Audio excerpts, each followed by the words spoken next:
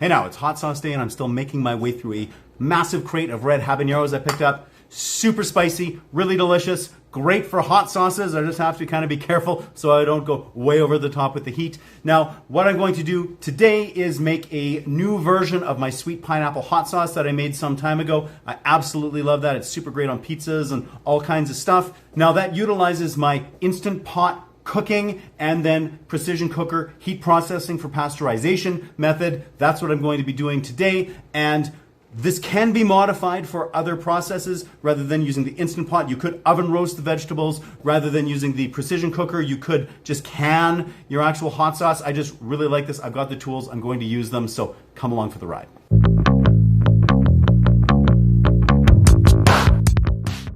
Now, with a lot of the hot sauces I make, I do char up or smoke the vegetables initially. However, because I want this sauce just to be nice and light colored and more kind of fresh tasting and fruity, I'm not going to be doing that.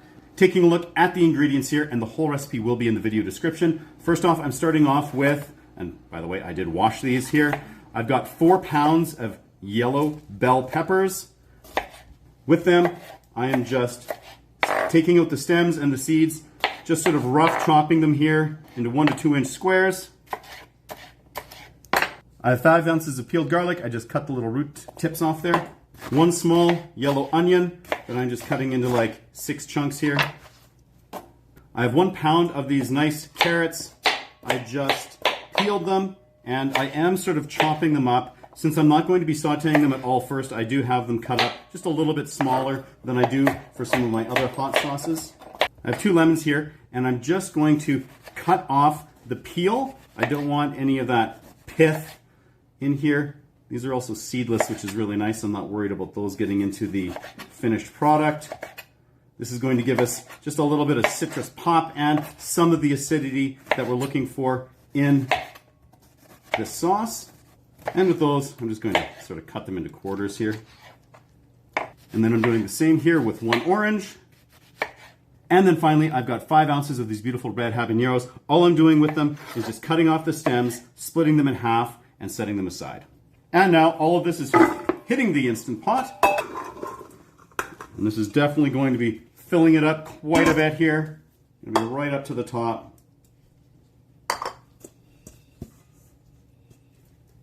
Then lastly, for the Instant Pot is 4 cups of white 5% acetic acid vinegar. And now I'm just going to fire this up on manual for 5 minutes. That's going to be enough time to break down those carrots, get everything nice and soft and ready to blend. Once that pressure cook is done, I like to give it 10 to 15 minutes here, and then I'm just going to turn that off and release the pressure. After that pressure cook, take a look at all that beautiful veg. Amazing. We are now on to what I consider the most exciting and terrifying component of making this hot sauce, which is blending it, because with all these hot peppers and everything steaming and hot inside this glass blender, and I definitely recommend a glass blender, almost as important as those gloves I wore earlier with the habaneros, it has a tendency to want to explode if you don't do it properly and send hot sauce cascading everywhere. It's happened before. Now, there are a few ways to try to avoid that. Now, just to start off with here, I am going to get in some of this. I'm not worrying about whether I'm grabbing oranges or peppers or whatever. I'm going to be doing probably about 4 or 5 batches through this here. So I want it maybe half full here. And then we'll add some liquid just up to the level of the veg. Then with the blender, it's all about getting that lid on nice and tight. And a towel is your friend. Let me get this over here. Now, I'm not just going to hit blend or puree or anything like that. I'm first going to pulse it just a little bit. That's going to help break up some stuff and also release some of that extra steam. Okay, I can feel that lid wanting to come up. I'm going to do that. I'm going to just release a little bit of the pressure that might be in there. And then the same thing, pulsing. And once I have it kind of up and kicking there, then I'll actually set it to go. Just like that. Now we're blending until it's smooth. So after a couple of minutes there, we are nice and smooth. Now I do have a large stainless bowl here. This is usually like my hot sauce mixing bowl. I'm just pouring this into here very carefully. I like to deflect it off of a rubber scraper on its way down so we don't risk splashing it all about.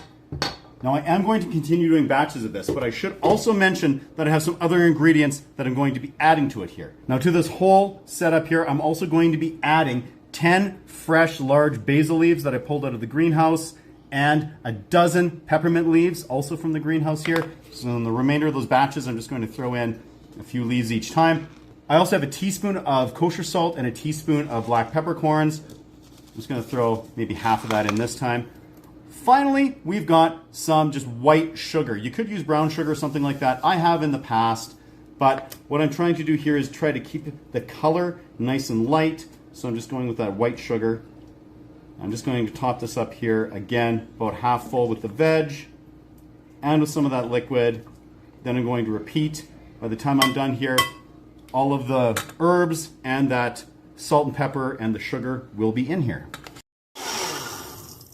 And the final batch is done. You can see there's a huge difference in the colors between some of these, just depending on what the actual contents of each blender load was. So now that I have all those blender batches into this bowl, I'm just going to give it a quick mix here. And then we also need to get our pineapple into here. We're going to do that here with some pineapple juice. This contains some pulp as well. So with this, we're going to get some extra sweetness as well as the pineapple character we're looking for in this sauce. And I'm putting a full liter or just over a quart into here because that's the size of the container. One nice thing about getting these juices into the hot sauces is that it does sort of thin down the consistency. We do have a lot of stuff in here that's thick with the carrots and the peppers and stuff like that, but by adding that juice, it'll thin it out and make it a little bit easier to dispense. And then before anything else, we need to taste test. That's one of the nice things about these recipes is that you can mix everything up, then you can test it and adjust if you need to. Okay, so to kick up that pineapple character, we are going to add a second container of it here. Decided to add another half liter or 2 cups of that juice here. We'll mix it up and give it another little sample. All right, sample number 2. All right, I'd say our pineapple character is exactly where we want it. I want the sweetness just a little bit more, so I'm going to add another half cup of the white sugar. And let's have a hopefully final test here. Oh, that is delightful. So much of that pineapple coming through there. There's definitely some heat here. There's a little bit spicier than my original sweet pineapple hot sauce, but it's fantastic. Right, time to jar. So for actually packaging here, I have mason jars that I sanitized. There are different ways to do that. You can just run this through in a hot cycle, like a sanitation cycle on your dishwasher. What I used was 5 Stars Star San Sanitizer, and that is a non-toxic, you can't taste it, you can't smell it, contact sanitizer. It takes about 30 seconds or so. I use that in my home brewing, kombucha, all that kind of stuff. I really like it, so I'm using that here. I'm filling these jars about a ½ inch from the top, getting the lids on finger tight here. So these are 250 ml or 8 ounce jars. I'm also going to be using some of the ½ liter or pint jars here. So with the precision cooker here set at 150 degrees, we're going to let these sit here and just pasteurize in the hot water bath for probably 2.5 hours or so. And after these have pasteurized, we are ready to pull them out and let them cool down.